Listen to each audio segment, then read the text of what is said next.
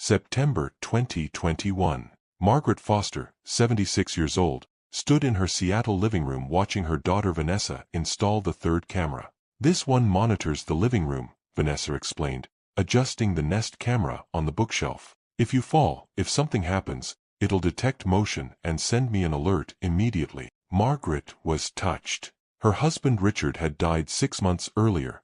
Heart attack, sudden, devastating.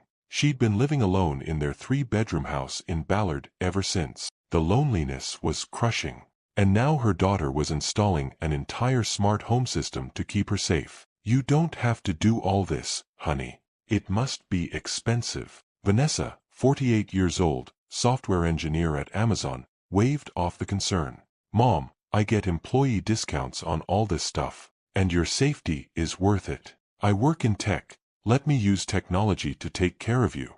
Over the next week, Vanessa transformed Margaret's house into a fully monitored smart home. 12 cameras, living room, kitchen, both hallways, home office, garage, front porch, back porch, 2 bedrooms, basement. Only the bathroom remained unmonitored, for privacy, Vanessa said. 5 Amazon Alexa devices placed throughout the house. "You can ask Alexa to call me anytime. Just say, 'Alexa, call Vanessa,' and we're connected. Ring doorbell with motion detection and video. You'll see who's at the door before you open it. And I can see too, from my phone. Make sure you're safe. Smart locks on both doors. I can lock or unlock remotely if you forget. And I can see when doors open and close. Apple Watch with health monitoring. Tracks your heart rate, detects falls, monitors sleep. All synced to my phone. I'll know immediately if something's wrong. Nest thermostat. I can adjust the temperature remotely, make sure you're comfortable. And it shows activity patterns. I can tell if you're moving around normally or if something's off." Total cost, approximately $12,000. Vanessa paid for everything. Took a week off work to install it all, configure everything, teach Margaret how to use it. Margaret was overwhelmed with gratitude. "I can't believe you did all this for me. I feel so safe now, so cared for." "You are cared for, Mom. I'm always watching. If anything happens, I'll know immediately. You're never alone." Vanessa left after the installation was complete. "I'll check in on you every day. Through the cameras, the monitors, the health data. You're covered, Mom. You're protected." Margaret watched her daughter drive away. Felt grateful. Felt loved. Felt like technology had solved the problem of loneliness after loss. What Margaret didn't know was that Vanessa would never return to that house. Would never visit in person again. Would spend the next 3 years monitoring her mother through screens, checking data on dashboards, surveilling rather than seeing. What Margaret didn't know was that her daughter had built not a safety system, but a replacement for relationship. A way to know her mother was alive without actually being present in her mother's life. What Margaret didn't know was that she'd been transformed from a person into a data feed, from a mother into a surveillance subject. This is the story of the smart home surveillance, and the daughter who confused monitoring with love. October 2021. 1 month after the smart home installation, Margaret was adjusting to the technology. She'd talk to Alexa, check the Ring doorbell before opening the door, wear the Apple Watch religiously. The house felt futuristic, safe, connected. Vanessa called twice in that first month. Brief conversations, 5 to 10 minutes each. "How's the system working, Mom? Any problems?" "Everything's fine, honey. I'm getting used to it." "When are you coming to visit?" "Soon, Mom. Work is crazy right now, but I'm checking your health data every day. Your heart rate looks good. Sleep patterns are normal. You're doing great. I'd love to see you in person." "I know, Mom. Soon." "Hey, I can see you right now actually. You're in the kitchen, right?" "I'm looking at the kitchen camera." Wave. Margaret waved at the camera mounted on top of the refrigerator. Felt strange. Like video chatting but one-sided. Vanessa could see her, but Margaret could only hear Vanessa's voice. "See. I'm always with you. Gotta run, Mom. Talk soon." The call ended. Margaret stood in her kitchen, staring at the camera, wondering if Vanessa was still watching. November 2021. Vanessa didn't visit for Thanksgiving. Called to apologize. Mom, I'm so sorry. I'm spending Thanksgiving with Jake's family in Portland. But I'm checking on you. I see you're moving around normally. Health stats look good. Are you eating enough? I noticed you've been in the kitchen less than usual. I'm eating. It's just hard to cook for one person. Well, I'm monitoring your patterns. If I see anything concerning, I'll let you know. Margaret spent Thanksgiving alone. Made a small turkey, ate leftovers for a week. Thought about Vanessa in Portland, 90 miles away. Close enough to visit, but choosing not to. But Vanessa was watching. Margaret knew that. Several times she'd catch herself performing for the cameras, standing straighter, smiling more, trying to look okay. Trying to look like someone who was fine being alone. December 2021. No visit for Christmas. Vanessa sent a gift, an iPad, so we can video chat easier, Mom. But they never video chatted. Vanessa called occasionally, 10 minutes here and there, always brief, always framed as checking in.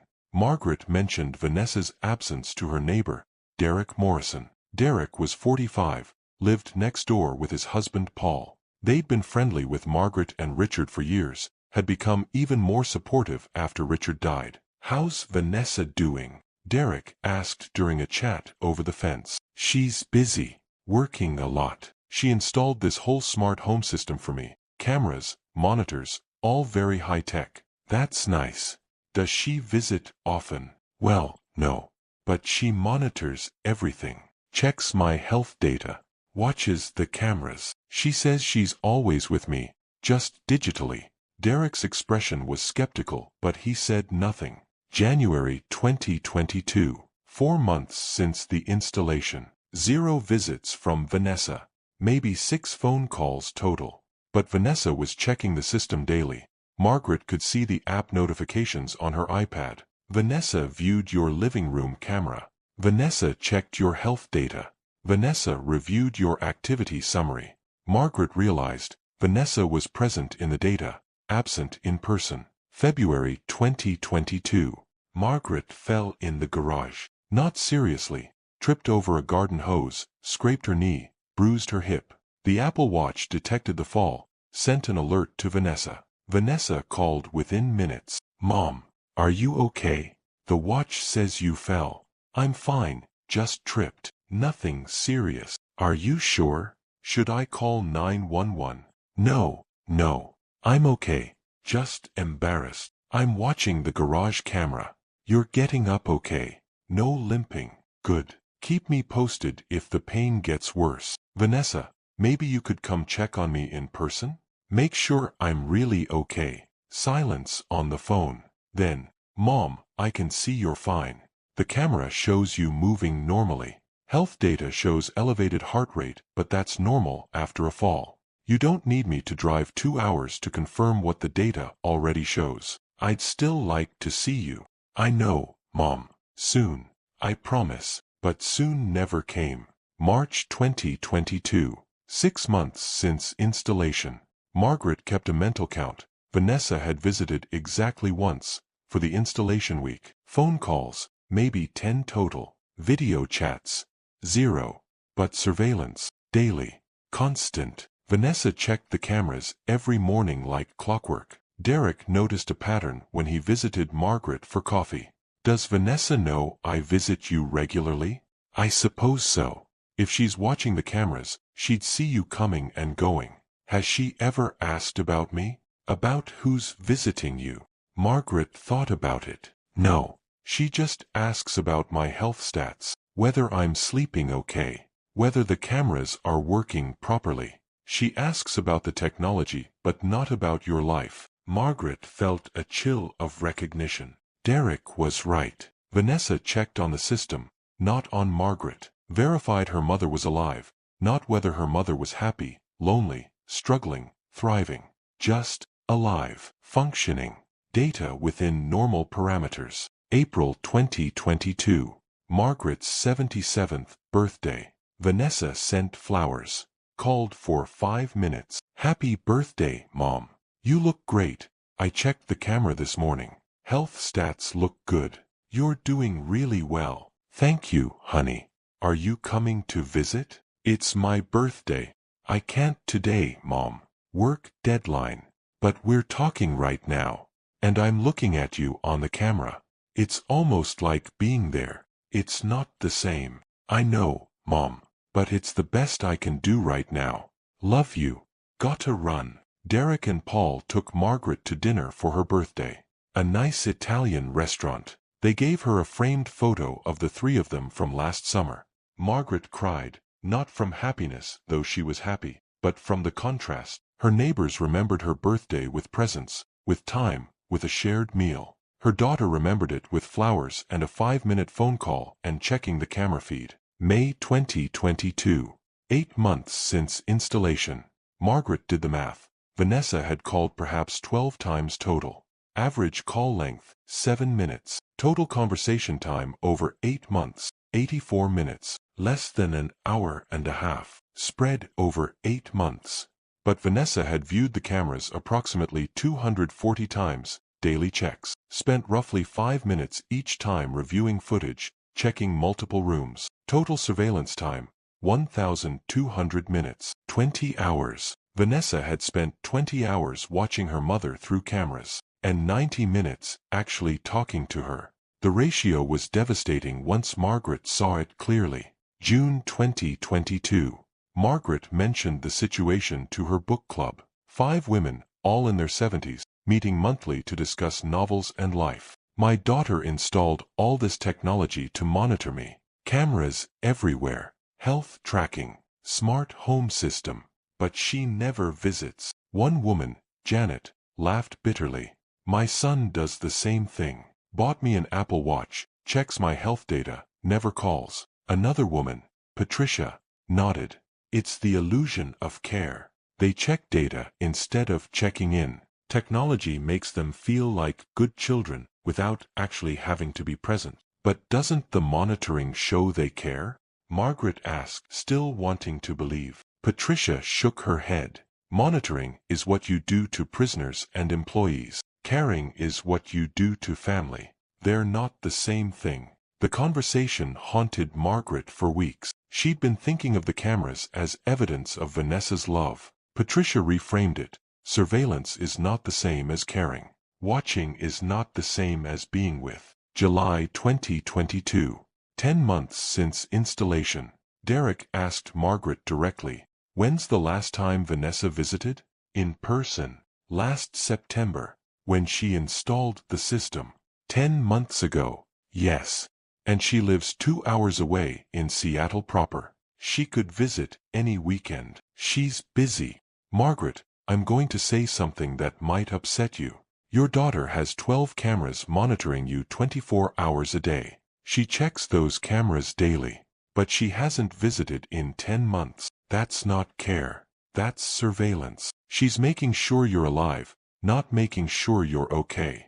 Do you see the difference? Margaret did see the difference, had been trying not to see it for months, but Derek forced her to acknowledge it. August 2022. Almost a year since the installation. Margaret sat in her living room, staring at the camera on the bookshelf. The small lens stared back, always watching, always recording. She thought about the past 11 months, thought about how she'd changed her behavior because of the cameras. She cleaned more obsessively, didn't want Vanessa seeing mess. She stayed dressed during the day, didn't want to be seen in pajamas at noon. She smiled more, projected okayness, performed wellness. She was performing for an audience of one, her daughter, who watched for 5 minutes a day and never visited. Margaret made a decision. She called Derek. I need your help with something. Can you come over? Derek arrived within minutes. What's up? I want to turn off all the cameras. Unplug everything. I want to see how long it takes Vanessa to notice. Not through data alerts. Not through system notifications. I want to see how long it takes her to actually call me, talk to me, check on me as a person instead of checking my camera feeds. Derek considered this. You're running an experiment. I suppose I am. Will you help me? Absolutely. They spent an hour methodically unplugging cameras, turning off Alexa devices, disconnecting the smart locks, removing the Apple Watch. Margaret kept her regular phone. She wasn't trying to be unreachable. She was trying to be unsurveilled. The house felt different immediately. Quieter. More private. Like it was hers again instead of a broadcast studio. What if she panics? Derek asked. What if the system's going offline makes her think something's wrong? Then she'll call. Or visit. And we'll find out if she cares about me or just about monitoring me. Derek left. Margaret sat in her newly private living room and waited. Day 1, August 15, 2022. No call from Vanessa. Margaret checked her phone repeatedly. Nothing. Day 2, August 16. Still nothing. Margaret wondered if Vanessa had even noticed the systems were offline. Surely the apps would show connection errors? Surely Vanessa would see that all cameras were down? Day 3, August 17. Margaret called Derek. She hasn't called. 3 days and she hasn't noticed I'm not on her surveillance feed. Or she's noticed and doesn't care enough to call. That's worse. Day 4 through 7, August 18th to 21st. Silence. Margaret lived her life, had coffee with Derek, went to book club, did her grocery shopping, watched TV, read books. Normal life. Unmonitored life. And her daughter, who supposedly checked on her daily, didn't call once. Day 8, August 22nd. Margaret broke down crying. A week. She hasn't called in a week. She either hasn't noticed I disappeared from her screens, or she noticed and didn't care enough to check if I'm okay. Derek held her hand. I think she hasn't noticed because she never really saw you. She saw data. She saw camera feeds. She saw a responsibility she could check off by looking at screens. She never saw you as a person who needs more than monitoring. Day 9 through 14, August 23rd to 28th. 2 full weeks. No call. Margaret felt a strange mix of vindication and devastation. She was proving her point, that Vanessa's surveillance wasn't care, but proving it hurt. Because it confirmed that her daughter could go 2 weeks without genuinely checking on her and not even notice. Day 15, August 29th. Margaret was having dinner with Derek and Paul when her phone rang. Vanessa. Margaret answered. Hello, Mom. Oh my God, Mom. Are you okay? Vanessa's voice was panicked. I'm fine, honey. Why? All your systems are offline. Every camera, every monitor, the Apple Watch, everything. I can't see anything. I've been trying to troubleshoot remotely, but nothing's working. When did this happen? Are you in the house? Are you safe? Margaret's voice was calm. Everything went offline 15 days ago. August 15th. I'm fine. I've been fine. Silence on the phone. Then, cautiously, 15 days? The systems have been down for 15 days. Yes. Why didn't you tell me? I wanted to see how long it would take you to notice and call me. Not call because an app notified you of a system failure. Call to check on me as your mother. It took 15 days. Mom, I've been busy. I check the systems every morning, but I've been in back-to-back meetings for the past few weeks. I must have missed the notifications. Vanessa. Margaret's voice was firm. You missed 15 days. If you were actually checking daily like you claimed, you would have noticed on day 1. You didn't notice for 15 days because you weren't looking. Or you noticed and didn't care enough to call. That's not fair. I was relying on the systems to alert me if something was wrong. The systems did alert you 15 days ago. And you didn't notice because checking my camera feeds isn't the same as checking on me. Mom, I don't understand. Did you turn everything off on purpose? Is this some kind of test? Yes. It's a test. And you failed. When's the last time you visited me in person, Vanessa? Vanessa hesitated. It's been a while. Work has been crazy. 11 months. You installed that system 11 months ago and never came back. You've called maybe 15 times total. You've never video chatted, not once. But you've watched me through cameras hundreds of times. You know what that is. That's not care. That's surveillance. I was keeping you safe. You were keeping yourself comfortable. It's easier to check a camera than visit your mother. It's easier to review health data than have a conversation. It's easier to monitor than to love. And you chose easy. Vanessa's voice went cold. I installed $12,000 worth of equipment to protect you. I check on you every single day. I've made sure you're safe, you're healthy, you're okay. And you're accusing me of not caring. You spent $12,000 to avoid spending time with me. You check on systems, not on me. You've made sure I'm alive, not whether I'm happy, lonely, struggling, or thriving. You've reduced me to data points and camera feeds. I'm your mother, Vanessa, not a surveillance subject. This is ridiculous. I'm coming over. We're going to turn these systems back on and... No. Excuse me. You're not coming over to fix the technology. If you come over, it better be to see me, not to repair your monitoring system. Me, your mother, the actual human being you haven't seen in 11 months. Mom, you're being unreasonable. I turned everything off 15 days ago. You're calling now, not because you care about me, but because you can't see your data. Think about that. Goodbye, Vanessa. Margaret hung up. She looked at Derek and Paul, who'd heard the entire conversation. She was shaking. Did I do the right thing? Derek nodded. You told her the truth. Whether she can hear, it is up to her. Vanessa called back immediately. Margaret didn't answer. Called again. 12 calls over the next hour. Margaret ignored all of them. Finally, a text. Mom, please answer. I'm worried about you. I'm sorry if I haven't visited enough. Let's talk about this. Please. Margaret texted back. You're not worried about me. You're worried about losing access to your surveillance system. When you're ready to actually see me, not monitor me, but see me, let me know. Until then, the cameras stay off. No response. Margaret spent that night simultaneously empowered and heartbroken. Empowered because she'd confronted the truth. Heartbroken because the truth was devastating. Her daughter cared more about data than presence. September 2022. A month after Margaret unplugged the surveillance system, Vanessa had called 6 times over that month. Brief conversations, awkward, defensive. Mom, I still think you're being unfair. I was using technology to care for you. That's what modern caregiving looks like. Modern caregiving involves presence, Vanessa. Video chats, visits, conversations longer than 5 minutes. Not just watching camera feeds. You make it sound like I was spying on you. You were.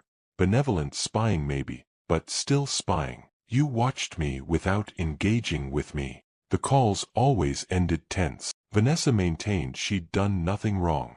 Margaret maintained that surveillance wasn't love. What Vanessa didn't know was that Margaret had recruited help. Derek's husband Paul was a tech journalist, and he'd become interested in Margaret's story. He saw it as emblematic of a larger trend, adult children using elder monitoring technology as a substitute for actual care. Paul asked Margaret, would you be willing to let me write about this? Not using your real names, but the situation. I think it's important. Margaret considered. Will it help other people understand the difference between monitoring and caring? I think it could. This isn't just about you and Vanessa. This is about how technology is changing family relationships, and not always for the better. Then yes, write about it. Paul wrote a piece for a tech ethics publication, The Surveillance Daughter, When Smart Home Technology Replaces Human Connection. He changed names, but the details were accurate. Daughter installs $12,000 smart home system, checks cameras daily, visits 0 times in 11 months, doesn't notice when mother goes offline for 15 days. The article went viral within 48 hours, shared across Twitter, LinkedIn, Reddit. Tech workers especially responded, some defensively, I monitor my parents' health, that's caring. Some with recognition, oh God, I do this. Some with horror, 15 days before she noticed. Comments poured in. This is Black Mirror but real. Checking camera feeds is not the same as checking in. This is surveillance capitalism applied to family. The daughter spent 20 hours watching cameras and 90 minutes talking to her mother. That ratio is sickening. Smart home technology, because actually visiting your parents is too hard. The article reached Vanessa. She recognized the story immediately, even with changed names. Called Margaret, furious. Did you talk to Paul? Did you let him write about us? About the situation? Yes. He didn't use our real names. Everyone I work with knows it's me. I'm a software engineer at Amazon. I'm literally the tech surveillance daughter. This is humiliating. Then maybe you should have visited me. This is a betrayal. You aired our private family issues publicly. You made our relationship public when you turned my house into a surveillance system. 12 cameras. Vanessa, 12. And you never came to see what those cameras were watching. You never asked how I was really doing. You just checked data. I'm being dragged on Twitter. People are calling me a monster. Are you more upset about Twitter than about the fact that you didn't notice I'd been offline for 15 days? Silence. Then, I need to go. I can't deal with this right now. She hung up. Didn't call again for 3 weeks. Meanwhile, the article's reach expanded. Major news outlets picked it up. The Atlantic ran a piece, The Digital Panopticon, How Monitoring Technology Lets Us Perform Care Without Providing It. The New York Times, Smart Homes, Dumb Parenting, The Rise of Surveillance as Love. Amazon, Vanessa's employer, got dragged into the conversation. People pointed out the irony. An Amazon software engineer using Amazon surveillance products to avoid visiting her mother. Amazon's PR team had to issue a statement. Our products are designed to supplement care, not replace human connection. We encourage all family members to balance technology use with in-person presence. Vanessa's colleagues started looking at her differently. Some sympathetically, that article wasn't fair, you were trying to help. Others judgmentally, 15 days before you noticed? That's cold. Her manager called her in for a meeting. Vanessa, I need to ask, is the viral article about you? Vanessa wanted to lie. Couldn't. Yes. I see. This is delicate. You're not in trouble professionally, but it's created a situation. You're working on our Alexa Elder Care initiative. Your personal situation is now public. It's not a good look for someone designing care technology. I was using the technology as intended to monitor my mother's health. You visited her once in 11 months. That's what people are reacting to. Not the technology use, the absence, the substitution of monitoring for presence. Are you taking me off the project? We're considering it. We'll discuss it with HR and get back to you. Vanessa left the meeting in shock. Her personal life was affecting her professional life. The article had consequences she hadn't anticipated. At home that night, Vanessa finally let herself think about what Margaret had said. 15 days. She'd gone 15 days without noticing her mother had disappeared from the surveillance feeds. How was that possible if she was checking daily like she claimed? Vanessa looked at her phone habits, checked the logs, and saw the truth. She'd been checking the cameras, but not really looking. She'd open the app, glance at the thumbnails showing connection error, assume it was a temporary glitch, close the app, move on with her day. She'd been going through the motions of checking without actually processing what she was seeing. She'd been performing care, not providing it. And the performance had become so routine she'd stopped noticing when the cameras went dark. Vanessa realized Margaret was right. She'd built a system that let her feel like a good daughter without actually being present as a daughter. The technology had enabled her avoidance, had given her permission to stay away because she was monitoring her mother's safety. But safety wasn't the same as companionship. Survival data wasn't the same as knowing how someone's actually doing. Camera feeds weren't the same as conversations. Vanessa had been so focused on keeping her mother alive that she'd forgotten to help her mother live. She called Margaret. Actually called, not just texted. Mom, I need to apologize. Really apologize. I'm listening. You were right. About everything. I used the technology as a substitute for visiting you. I convinced myself that monitoring was caring. That keeping you safe was the same as keeping you company. It's not. And I'm sorry. I'm so sorry. Margaret was quiet for a moment. Then, thank you for saying that. But sorry isn't enough. I need to see change, not just hear apologies. I know. I'm coming to visit this weekend. In person. No agenda except spending time with you. No fixing the cameras. No fixing the cameras. Just being with you. If you'll have me. Margaret felt hope, cautious and fragile. Okay. Come visit. Let's see if we can rebuild what the surveillance destroyed.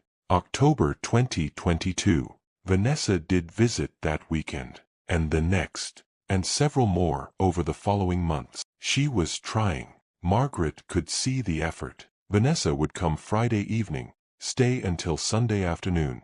They'd cook together, watch movies, talk. But the conversations revealed how much distance had grown between them. Vanessa didn't know Margaret's friends' names, didn't know about book club, didn't know Margaret had started volunteering at a local food bank, didn't know Derek and Paul had become like family, didn't know the small details of Margaret's daily life. During one visit, Vanessa asked, "Who's Patricia?" "From my book club. She's been coming every month for 3 years. We've become close friends." "I didn't know you were in a book club.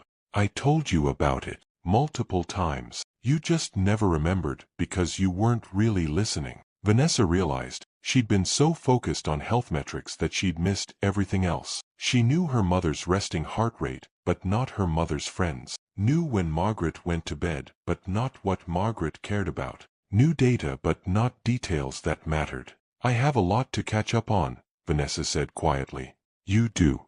And it's going to take time. You can't fix 11 months of absence with a few weekend visits." "I know. But I'm trying." Margaret appreciated the trying. But she also knew something had broken between them that visits alone couldn't fully repair. Trust had eroded. The mother-daughter bond had been replaced with a watcher-watched dynamic. Margaret still felt surveilled even without the cameras, felt like Vanessa was evaluating her performance as an aging mother rather than just being with her. November 2022. Meanwhile, the viral article had taken on a life of its own. A tech ethics researcher at Stanford reached out to Paul, the journalist. Would Margaret be willing to participate in a research study on elder surveillance technology? "We're documenting how monitoring tools are being misused by well-meaning family members." Paul asked Margaret. She agreed. The research revealed something disturbing. Margaret's situation wasn't unique. The researchers interviewed 50 families where adult children had installed comprehensive monitoring systems for elderly parents. Pattern emerged.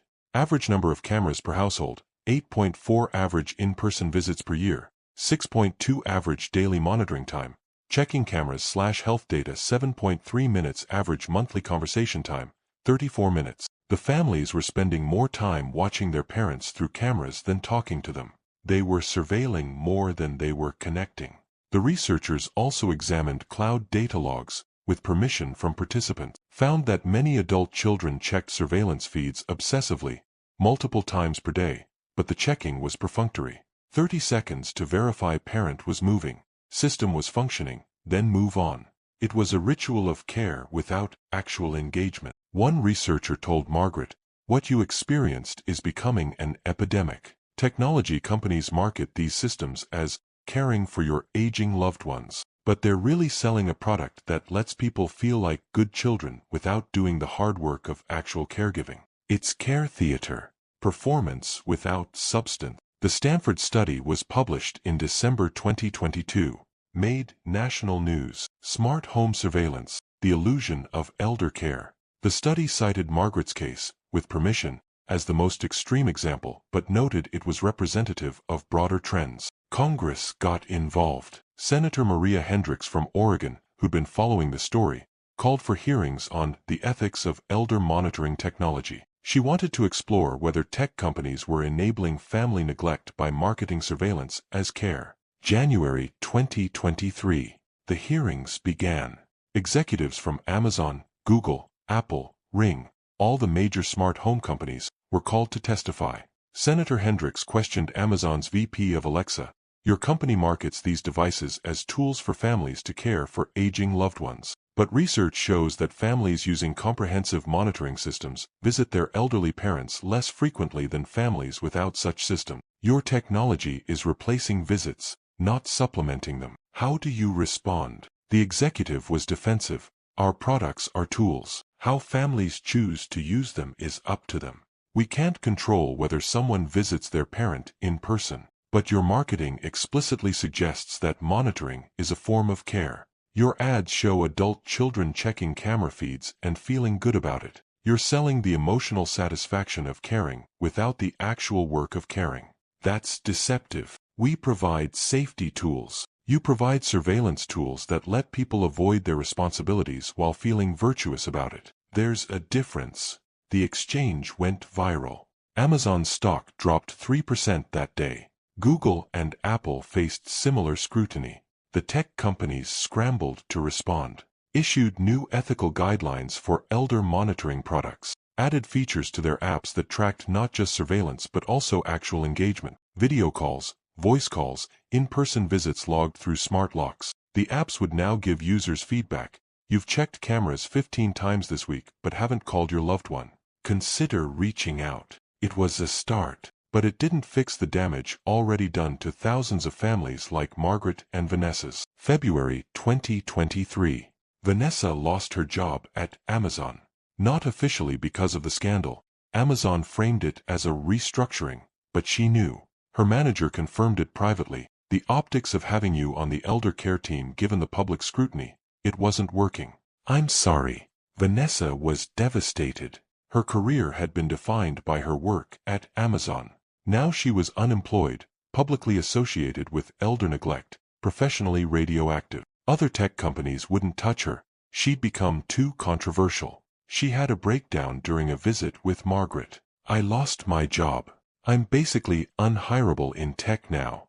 My personal life destroyed my professional life. All because I used the technology the way it was designed to be used. Margaret held her daughter while she cried. Felt sympathy mixed with frustration. You didn't lose your job because you used the technology. You lost it because you substituted technology for presence. The technology isn't the villain here. How you used it is. I was trying to take care of you. You were trying to avoid the discomfort of actually being present with your grieving, aging mother. The technology gave you permission to avoid. That's not Amazon's fault. That's yours. It was harsh, but it was true. And Vanessa, finally, heard it. What do I do now? Vanessa asked, voice small. You rebuild. Not your career first. Our relationship first. You figure out how to be a daughter again. A real one, present one. Then worry about work. I don't know how to do that. Neither do I. We'll figure it out together. But it starts with you showing up. Not through cameras. In person. Consistently. No substitutes. Vanessa nodded.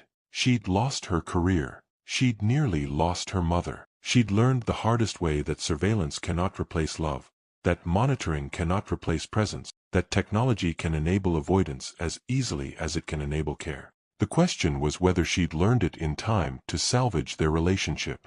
March 2023 through December 2023. 10 months of rebuilding. Vanessa visited every other weekend. Not perfect. She was job hunting, dealing with financial stress from unemployment, processing professional trauma, but present. She'd drive the 2 hours from Seattle, stay with Margaret, help around the house, actually talk. The conversations were different now. Deeper. Margaret shared her grief about Richard, her fears about aging, her loneliness over the past year. Vanessa shared her realization that she'd inherited her father's workaholic tendencies, that she'd used career success to avoid emotional vulnerability, that monitoring Margaret had been easier than sitting with her own discomfort about mortality and loss. They were learning each other again. Not mother and surveillance subject. Mother and daughter. Derek and Paul noticed the change. Vanessa's here more, Derek commented during a coffee visit. She's trying. It's not perfect. We have a long way to go.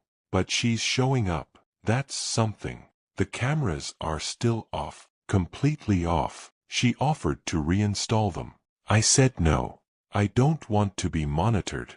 If she wants to know how I'm doing, she can call. She can visit. But I'm not going back to being watched. Good. By late 2023, Vanessa had found work, not at a major tech company, but at a small non-profit focusing on digital ethics and responsible technology design.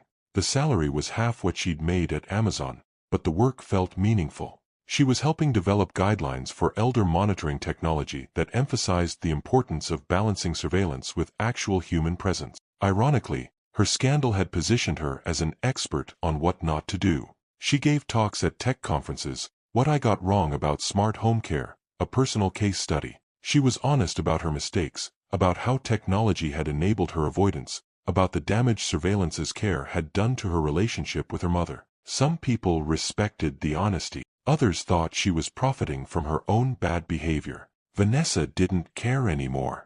She was trying to prevent other families from making her mistakes. December 2023. Margaret's 78th birthday. Vanessa came for the weekend, brought ingredients to make Margaret's favorite meal, lasagna, Richard's recipe. They spent Saturday afternoon cooking together, talking, laughing. Derek and Paul joined them for dinner. It felt like family. Real family, present, engaged, sharing time and space. After dinner, Margaret pulled Vanessa aside. I want to show you something. She led Vanessa to the garage, pulled out a box. Inside, all 12 cameras, perfectly preserved, neatly labeled. I kept them, every single one. I didn't throw them away. I wanted you to see them, to remember what they represented. The year you watched me instead of being with me. Vanessa stared at the box. 12 cameras, $12,000 worth of equipment, a year of surveillance, all that technology, and she'd missed everything important. Why are you showing me this now? Because I want you to understand what I'm going to tell you. I'm changing my will. I've thought about it carefully, and I want you to know ahead of time, so it's not a surprise later. Vanessa felt her stomach drop. You're disinheriting me. Not entirely, but significantly. My estate is worth about $680,000. The house, savings, Richard's life insurance. I'm leaving you $12,000. The exact cost of the surveillance system you installed. Mom, let me finish. The remaining $668,000 is going to Derek and Paul, who've been family to me when you weren't. To my book club friends who supported me through grief. To the food bank where I volunteer. To organizations fighting elder loneliness, and to a new foundation I'm creating, the Richard Foster Fund for Human Connection. It'll fund in-person visit programs for isolated elderly people. Real visits, not surveillance, not monitoring. Actual human presence. Vanessa was crying. You're punishing me. I'm not punishing you. I'm teaching you the value of presence. You spent $12,000 on technology to avoid spending time with me. Now you'll receive $12,000 and understand what you valued more than our relationship. The rest goes to people who were actually present in my life. That's not fair. I've been visiting. I've been trying. For 10 months. After 11 months of absence. After choosing surveillance over presence. You're trying now because you got caught, because it became public, because you faced consequences. I appreciate the effort, but effort doesn't erase the damage. So this is it. This is my inheritance, $12,000 and a box of cameras. This is the consequence of your choices. You chose technology over me. Now technology is what you get. The people who chose me, Derek, Paul, my friends, they get what they gave me. Care, presence, love. They get the inheritance. You get the surveillance equipment. Vanessa stood in the garage, surrounded by the ghosts of her mistakes, holding a box of cameras that had enabled a year of absence, and understood. Her mother was giving her the most expensive lesson of her life. She could contest the will, could argue that she'd reformed, that she'd been visiting regularly for 10 months, that she deserved another chance. But she knew Margaret was right. She'd valued convenience over connection. Had chosen the ease of monitoring over the difficulty of presence, had reduced her mother to data points and camera feeds. I understand, Vanessa said finally. I don't like it, but I understand. Good. Now you have a choice. You can spend the next years building a genuine relationship with me, not because of inheritance but because you value our relationship. Or you can resent this decision and prove I was right to make it. What you choose will show me who you've become. Vanessa chose presence, not because of the money, she'd already lost that, but because she'd learned painfully that no amount of surveillance could replace the simple act of showing up. The cameras stayed in the box in the garage, a memorial to what they'd lost and a reminder of what they were rebuilding. January 2024 through October 2024. Margaret's health began declining. Not dramatically, no sudden crisis, but the slow diminishment of aging. She was 78, and her body was showing it. Arthritis made movement harder. Her vision was weakening. She needed more help with daily tasks. Vanessa was there.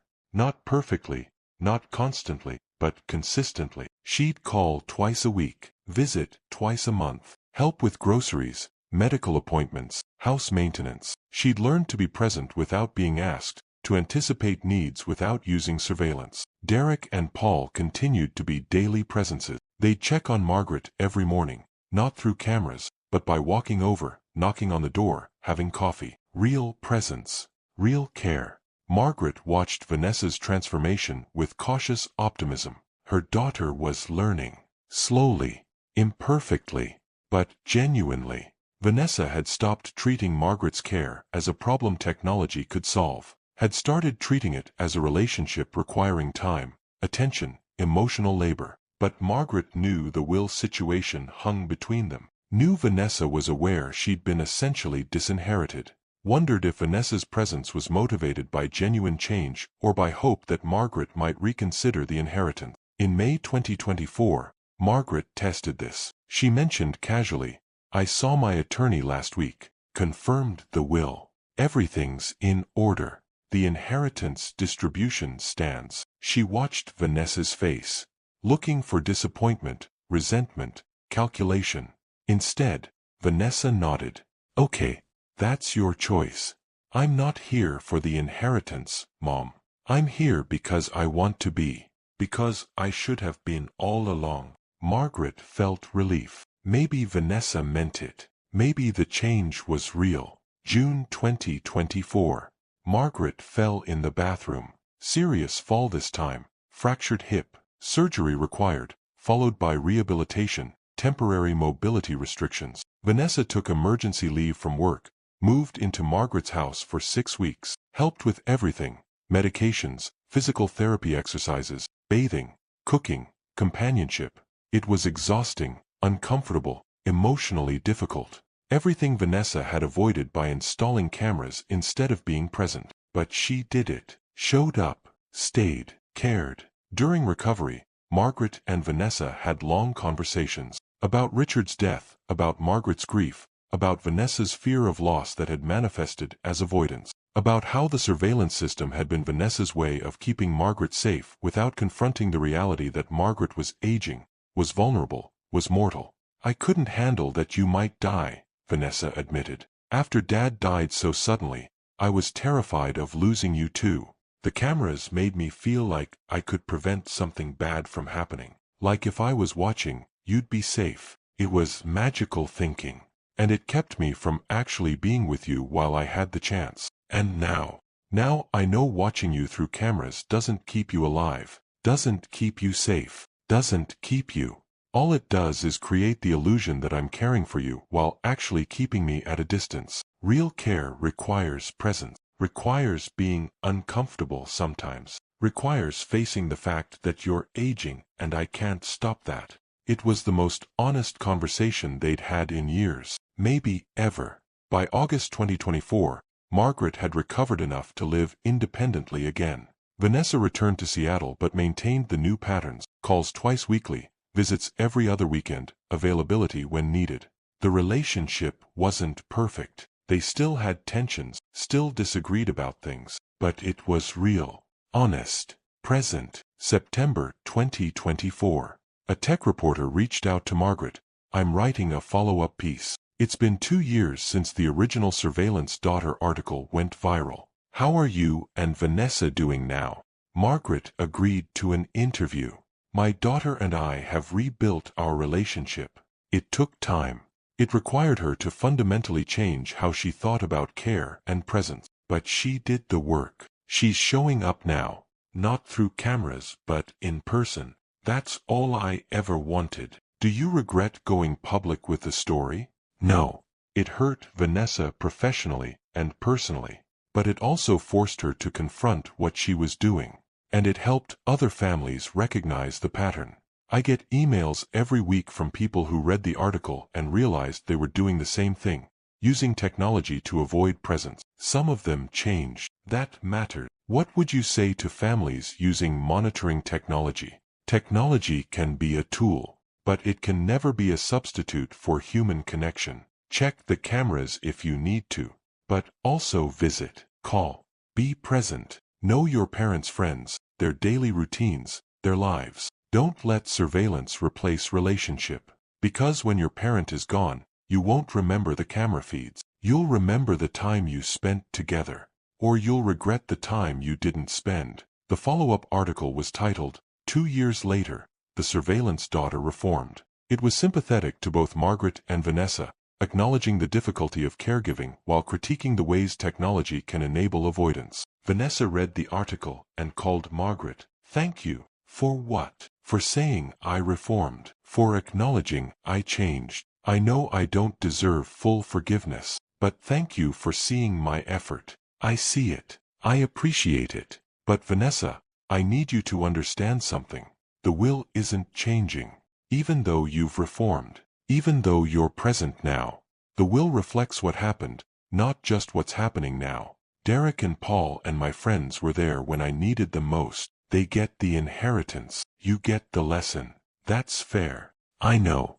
I accept that. I'm not asking you to change it. I just want you to know I'm grateful you gave me the chance to rebuild our relationship.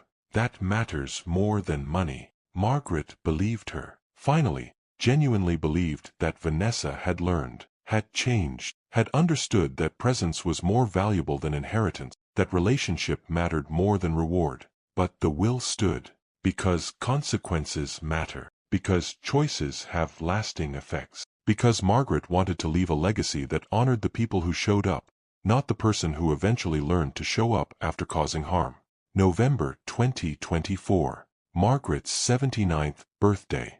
Vanessa planned a gathering. Margaret, Vanessa, Derek, Paul, book club friends, food bank volunteers, 20 people who'd been present in Margaret's life over the past years. It was a beautiful afternoon. Good food, good conversation, genuine warmth. Margaret looked around the room and felt something she hadn't felt during that first year of surveillance. Seen, known, connected. Vanessa gave a toast to my mother, who taught me the most important lesson I've ever learned, that showing up matters. That presence is the only gift that truly counts, that you can't love someone from behind a camera.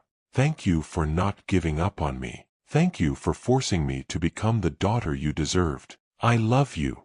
Margaret cried. Happy tears, mostly, because her daughter had learned, had changed. Even if that change came too late to repair all the damage, it was real. After the party, after everyone left, Margaret and Vanessa sat in the living room. The same room where cameras had once monitored Margaret's every movement. Now there was just them, talking. I've been thinking about something, Margaret said. The will. I told you it stands. And it does. But I want to add something. Mom, you don't have to. Let me finish. I'm adding a provision. If you maintain consistent presence in my life for the next year, visits, calls, actual engagement, I'll add an additional $50,000 to your inheritance. Not the full amount. Derek and Paul and the others still get the bulk, but $50,000 more. As acknowledgement of sustained change. You're testing me again. I'm giving you an opportunity to prove the change is permanent, that you're not just present because the scandal forced you to be, but because you've genuinely transformed. 1 year of consistency. That's all I'm asking. And if I fail, if I slip back into old patterns, then the will stands as written. $12,000. The cost of the surveillance system. The price of your absence. Vanessa understood. This was a final test. A chance to demonstrate that her reformation was lasting, not just performative. That presence had become her default, not her exception. I accept, not because of the money, because I want to prove to you, and to myself, that I've really changed, that I've learned. They shook hands. A formal agreement between mother and daughter. Presents for a year, consistently, genuinely, without substitutes. December 2024 through October 2025. Vanessa showed up, called every Tuesday and Friday without fail, visited every other weekend, even when it was inconvenient, even when work was demanding, even when life got complicated. She didn't miss a single commitment. She got to know Margaret's friends, attended book club twice, volunteered at the food bank alongside her mother, learned the rhythms and routines of Margaret's daily life, became part of Margaret's world rather than a distant monitor of it. Derek and Paul watched this transformation with approval. "She's really doing it," Paul commented to Margaret. "She's been consistent for almost a year. She has. I'm proud of her. It took a scandal and public humiliation and losing her career. But she learned." "Are you going to add the $50,000? If she makes it the full year, yes, she'll have earned it. Not because money matters, but because proving lasting change matters." Margaret's health continued its slow decline. Not crisis level, but noticeable. She was slower, more forgetful, needed more help. Vanessa stepped up without being asked, coordinated with Derek and Paul to ensure Margaret always had someone checking in. Hired a part-time home health aide when Margaret's needs exceeded what family and friends could provide alone. It was caregiving, real caregiving, the kind that requires sacrifice, discomfort, consistent effort, the kind that can't be outsourced to cameras and algorithms. October 2025. 1 year since the agreement. Margaret called Vanessa. "You did it. 52 weeks. 2 calls per week, visits every other weekend. Never missed a commitment. You proved it." "Proved what?" "That you've changed. That the presence is real, not performative. That you've become the daughter I needed you to be. I'm calling my attorney next week, adding the $50,000 to your inheritance. You've earned it." Vanessa started crying. "Thank you. Not for the money. For believing I could change. For giving me the chance to prove it. You proved it to yourself. I just created the conditions for you to demonstrate it." They talked for an hour. About the past 4 years. About how far they'd come from those first 11 months of surveillance. About how much damage had been done and how much healing had happened. About how Vanessa had transformed from a person who watched her mother through cameras to a person who sat with her mother through difficulty. At the end of the conversation, Vanessa said, "I keep thinking about those cameras. The 12 cameras still sitting in that box in your garage. What happens to them? Are they part of my inheritance?" "Yes. You inherit the surveillance equipment, all $12,000 worth, along with the additional $50,000 for this year of presents. But Vanessa, I want you to do something with those cameras." "What?" "Destroy them. Publicly. Make a statement. Use your platform as someone who learned the hard way. Show other families that surveillance isn't care. That monitoring isn't love. That cameras should never replace presence." Vanessa understood immediately. "I'll do it. I'll document the destruction. Share it online. Make it clear. This is what happens when you choose technology over humanity. You end up with expensive equipment and a broken relationship. I'll make sure other people don't make my mistakes." "Good. Then when I'm gone, you'll have the money, the cameras, and the lesson. All 3 are your inheritance. What you do with them will determine whether you learned anything." Margaret hung up feeling satisfied. She'd done what she set out to do, teach her daughter the value of presence. The cost had been high, their relationship, Vanessa's career, years of missed connection. But the lesson had been learned. And maybe, just maybe, other families would learn from their story without having to experience the pain firsthand. January 2026. Margaret Foster died peacefully in her sleep. She was 79 years old. The hospice nurse found her in the morning. No pain, no struggle, just the quiet end of a life well lived. Vanessa was there.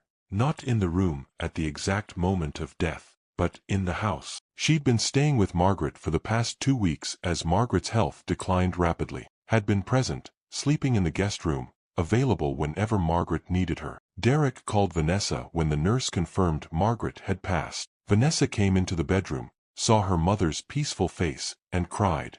Not just from grief, but from gratitude that she'd been present for these final weeks, that she'd shown up, that her last memories of her mother weren't camera feeds but actual moments together. The funeral was held January 28, 2026. Over 100 people attended.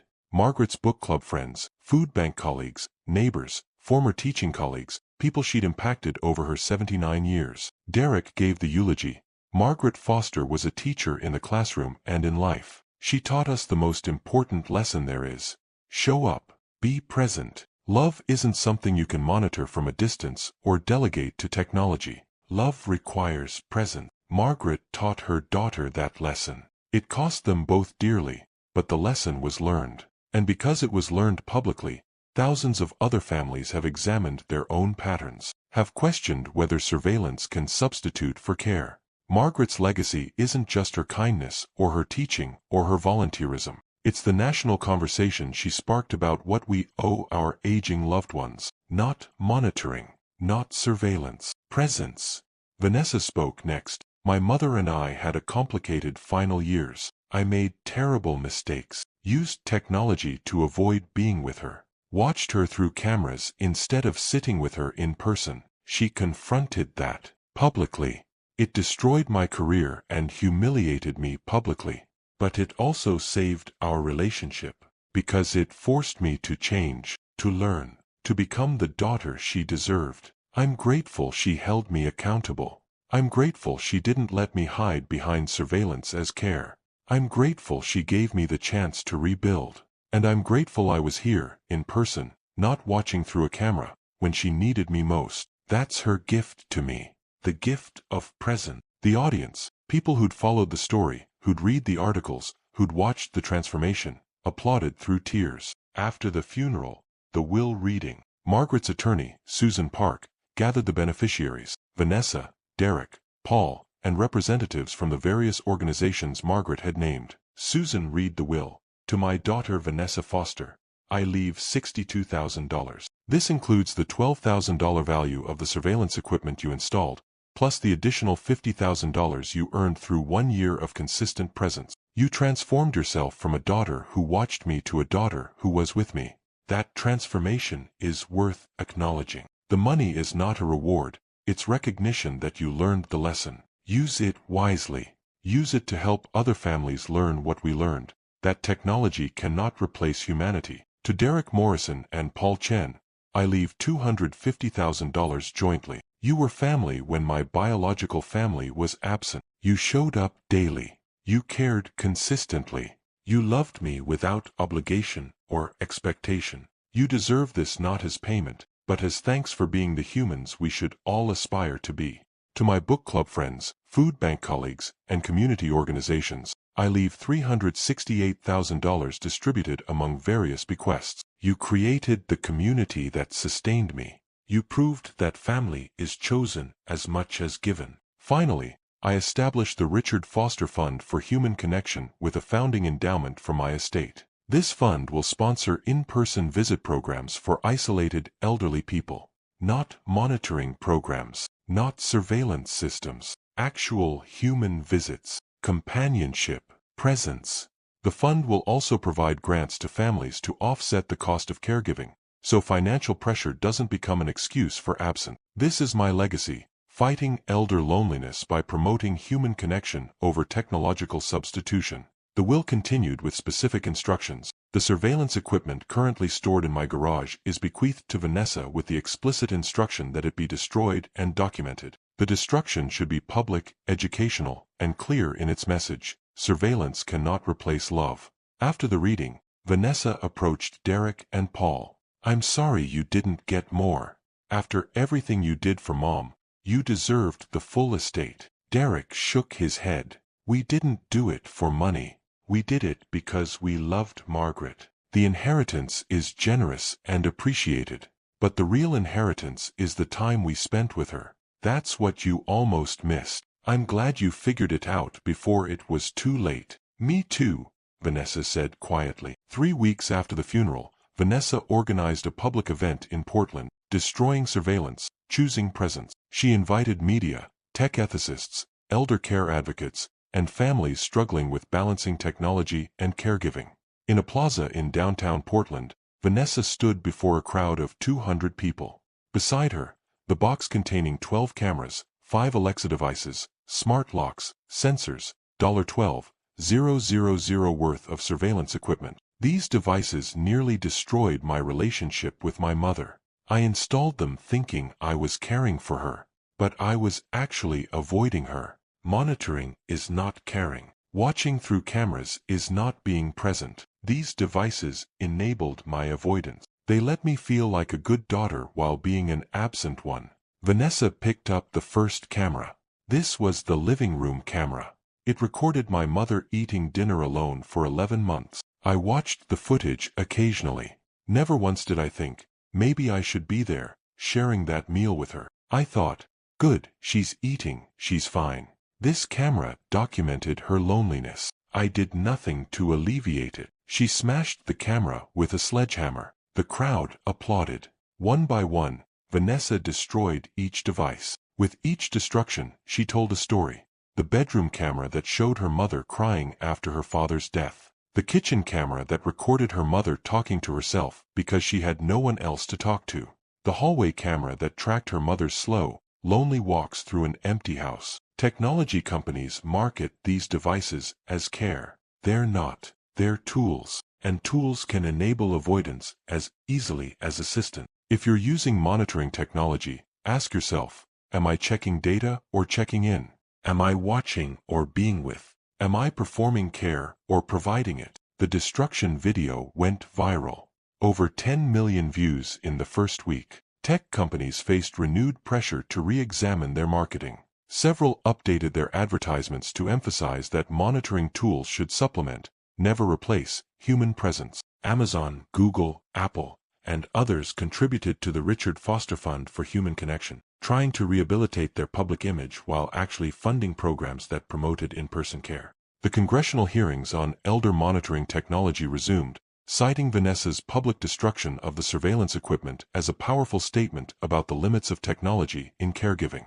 By 2027, the Richard Foster Fund had sponsored over 15,000 in-person visits for isolated elderly people across the country, had provided grants to 500 families to help offset caregiving costs, had partnered with 20 elder care organizations to promote human-centered care. Margaret Foster's story had become a turning point in how society thought about technology and aging. Not anti-technology, but pro-humanity. Not rejecting tools, but insisting that tools never replace the essential human work of showing up, being present, caring in person. Vanessa continued her advocacy work, spoke at conferences, wrote articles, consulted with families struggling to balance technology and caregiving.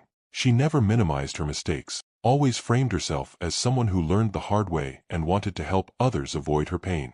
She kept one thing from the surveillance system, a single camera, broken but preserved. She kept it on her desk as a reminder, a memorial to what she'd almost lost, a testament to the difference between watching and being with. And every week, Vanessa visited her mother's grave, in person. No camera monitoring the gravesite, no digital record of the visit. Just her, physically present, sitting with her mother's memory, grateful she'd learned the lesson before it was too late. Some lessons can only be learned through pain. Some transformations require public reckoning. Some relationships can only be saved by destroying the systems that enabled their deterioration. Margaret Foster taught her daughter, and thousands of others, the simplest, hardest truth: presence matters. Show up. Be there. Love cannot be delegated to cameras and algorithms. It was a lesson worth learning, no matter the cost.